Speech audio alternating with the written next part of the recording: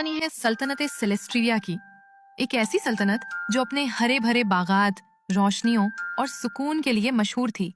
और इसी सल्तनत की जान थी उसकी मासूम शहजादी आयरा। आयरा नरम दिल और इतनी नेक थी कि हर कोई उसे चाहता था। उसकी मुस्कुराहट महल के अंधेरों को भी जगमगा देती। लेकिन आयरा की जिंदगी की सबसे करीबी और खास शख्सियत उसकी बचपन की सहेली सारा थी। दोनों साथ खेलती, साथ पढ़ती और एक दूसरे के हर राज की साथी थीं। हर कोई कहता कि आयरा और सारा की दोस्ती कभी खत्म नहीं हो सकती। लेकिन कभी कभी करीब तरीन रिश्ते ही सबसे ज्यादा धोखा देते हैं। सारा के दिल में एक ऐसा साया छुपा था जिसे कोई नहीं जानता था। वो देखती थी कि हर कोई आयरा की तारीफ करता है, हर शख्स उसके गिर्द घूमता है, उससे मोहब्बत करता है, और ये बात सारा को अंदर ही अंदर काटती थी। यही ख्याल आहिस्ता आहिस्ता हसद में बदल गया, हसद नफरत में। मगर सारा ने अपने चेहरे पर हमेशा दोस्ती का नकाब रखा। वो आज भी आयरा के साथ हंसती, खेलती और राज बांटती थी। लेकिन दिल के अंदर एक तूफान पिल रहा था। एक रात महल में बड़ी महफिल सजी। रंग बरंगी रोशनियों से दरबार जगमगा रहा था। हर तरफ मौसीकी और कहकहों की गूंज थी। शहजादी आयरा सबके बीच बैठी थी और उसके पहलू में हस्बे मामूल सारा। दोनों हंसते हुए बातें कर रही थीं। लेकिन किसी को खबर न थी कि आज की रात आयरा की जिंदगी का रुख बदलने वाली है। महफिल के बीच सारा आहिस्ता से झुककर आयरा के कान में बोली, कुल मैं तुम्हें एक ऐसी जगह ले जाऊंगी जो कोई नहीं जानता। वहां एक ऐसा राज है जो तुम्हारी जिंदगी बदल देगा। आयरा चूंकि, लेकिन उसके चेहरे पर खुशी की झलक आ गई। वो मासूम थी। उसने एक लम्हे को भी शक न किया। उसने कहा, ठीक है, कल मैं तुम्हारे साथ चलूंगी। महफिल खत्म हुई। सब अपने कमरों को लौट गए। लेकिन महल की दीवारें जैसे सरगोशी कर रही थीं। क्या आयरा ने अपनी सबसे करीबी दोस्त पर अंधा एतमाद करके अपनी तकदीर के दरवाजे खुद खोल दिए हैं? अगली सुबह सूरज महल की दीवारों पर चमक रहा था। शहजादी आयरा ने अपना दिन हमेशा की तरह इबादत और मुताले से शुरू किया। लेकिन दिल में एक हल्की सी बेचैनी भी थी।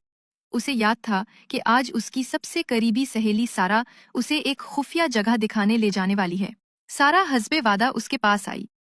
उसके चेहरे पर मुस्कुराहट थी, लेकिन आंखों में एक अनजान सी चमक, जैसे वो किसी ऐसी चीज को जानती है जो और कोई नहीं जानता। चलो आयरा, सारा ने आहिस्ता कहा, आज तुम्हें वो राज दिखाऊंगी जिसे देखकर तुम हैरान रह जाओगी।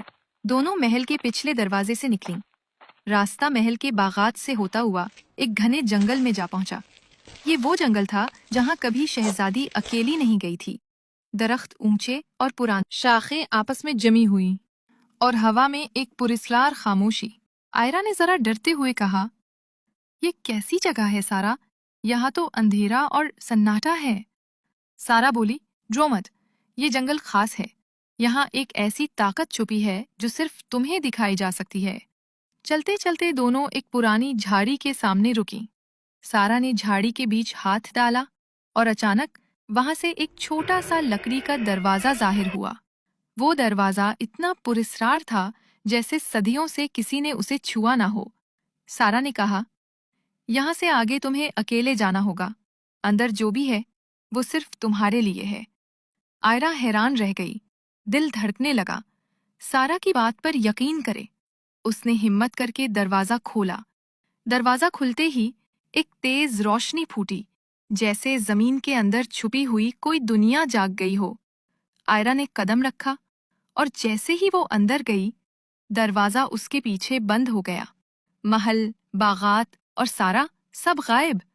अब आयरा एक ऐसी जगह थी जहां हवा में सरगोशियां गूंज रही थीं और रोशनी के बीच एक अनजान अंधेरा उसका इंतजार कर रहा था। ये जगह अजीबो गरीब थी। आसमान गहरे जामनी रंग का था।